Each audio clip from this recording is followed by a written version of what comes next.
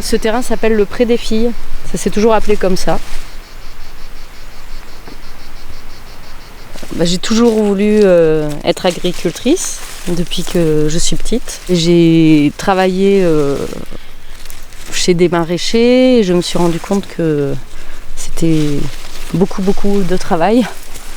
Je préfère juste avoir un jardin pour moi. Je fais de la cueillette un peu sauvage, comme le sureau. Après, j'ai des plantes qui sont plantées là au milieu des petits fruits. Pour le moment, je récolte un peu à droite à gauche des fruits chez des gens qui en ont trop. Mais à terme, ça, j'arrêterai parce que j'ai planté un verger, une 60aine d'arbres. Alors les difficultés en agriculture, déjà c'est les sangliers, les chevreuils, les blaireaux, les mouflons, les rats-aux-pieds, la mouche Suzuki, les frelons. Voilà, déjà j'ai fait le tour. Donc il faut construire, faut faire des murailles. Il faut mettre des clôtures de 2 mètres de haut avec électricité, barbelée. Au départ, je voulais juste transformer en confiture et sirop. Et puis j'ai commencé à transformer en sorbet pour moi et ma famille.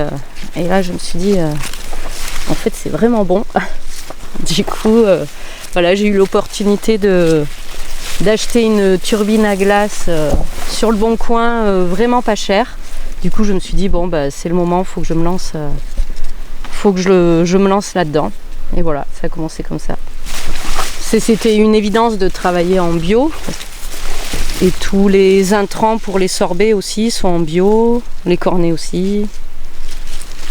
Ouais, je fais que des sorbets parce que j'ai pas assez de production pour vendre en frais. Donc je transforme tout. Les débouchés, c'est principalement les marchés, les épiceries dans la vallée, qui dès le début ont joué le jeu, ont pris mes produits. Et ça marche de mieux en mieux. Il y a aussi les guinguettes du coin qui les prennent. Donc c'est très local. Mais l'été c'est vraiment intense parce que j'ai les récoltes. Après je transforme directement. Et puis je commercialise. Donc c'est 2 mois très intenses. C'est très diversifié en fait. Je fais jamais...